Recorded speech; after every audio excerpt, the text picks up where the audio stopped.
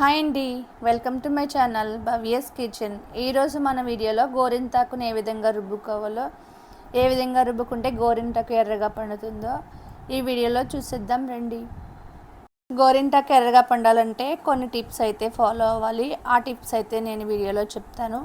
ఆషాఢం మొదలైంది కదా, ఆషాఢం అంటే అందరూ గోరింటాకు పెట్టుకుంటూనే ఉంటారు కాబట్టి నేను ఈ వీడియో అప్లోడ్ చేస్తున్నాను.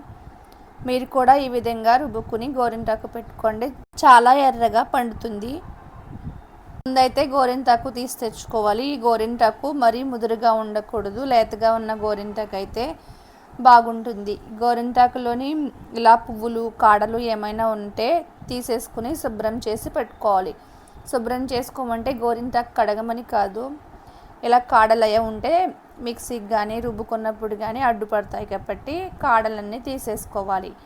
గోరింటాకును అంతటిని పక్కన పెట్టుకుని ఇప్పుడు గోరింటాకు ఎర్రగా పండాలంటే అందులోకి ఒక బౌల్ తీసుకుని ఆ బౌల్లోకి నేను చూపించే అంత చాలా కొంచెంగా చింతపండుని తీసుకుని నీళ్ళు వేసుకుని నానబెట్టుకుని పక్కన ఉంచుకోవాలి.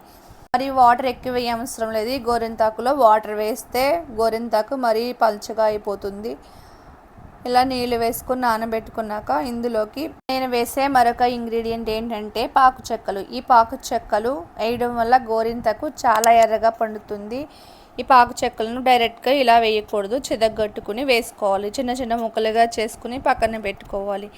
నెక్స్ట్ ఒక మిక్సీ జార్ తీసుకుని ఆ మిక్సీ జార్లోకి గోరింటాకును సగం వరకు వేసుకోవాలి.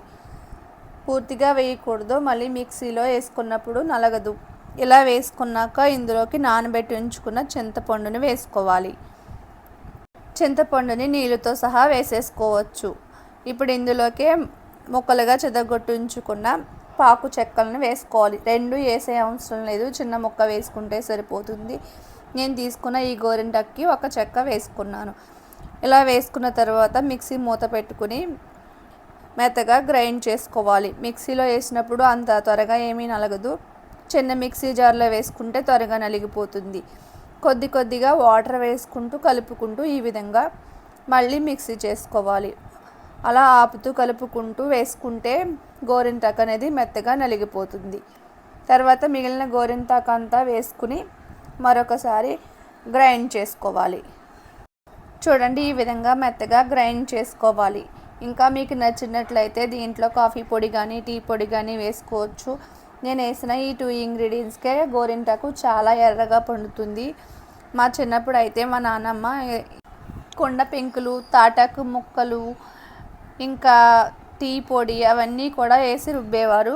అలా రుబ్బినా కూడా గోరింటాకు చాలా బాగా పండుతుంది. ఇప్పుడు అవేమీ అవైలబుల్ లేవు కాబట్టి ఈ విధంగా పాకు చెక్కలు చింతపండు వేసుకుంటే గోరింటాకు చాలా బాగా పండిపోతుంది. ఈ విధంగా గోరింటాకును గ్రైండ్ చేసుకున్న తర్వాత ఒక బౌల్లోకి తీసుకోవాలి. అప్పట్లో అయితే కొబ్బరి చిప్పల్లోకి తీసేవారు, కాకపోతే ఇప్పుడు ఒక గాజు బౌల్లోకి తీసుకుంటే బౌల్ పాడవదు, వెంటనే కడుక్కుంటే పోతుంది. అలా స్టీల్ గిన్నెలోకి తీసుకుంటే గిన్నె అంతా పండిపోయినట్టు అయిపోతుంది.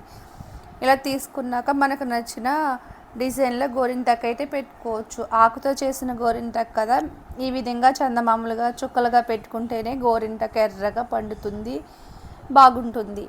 చాలామంది గోర్లకి పెట్టుకోకుండా ఉంటారు. గోరింటాకు ఎప్పుడు గోర్లకే పెట్టుకోవాలి, గోర్లు పాడైపోకుండా బాగా ఉంటాయి.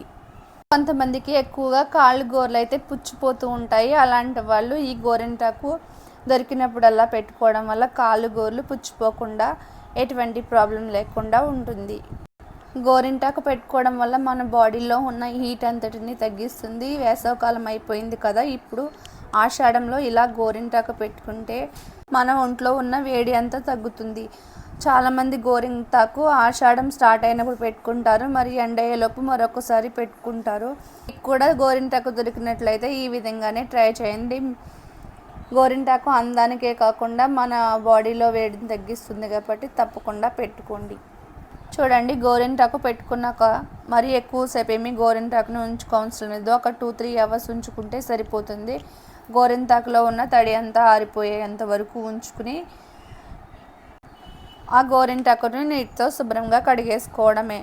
కొంతమంది అయితే నీళ్ళతో కడుక్కోకుండా గోరింటాకు తీసేసుకుని క్లాత్తో తుడిచేసుకుని కొబ్బరి నూనె రాసుకుంటారు.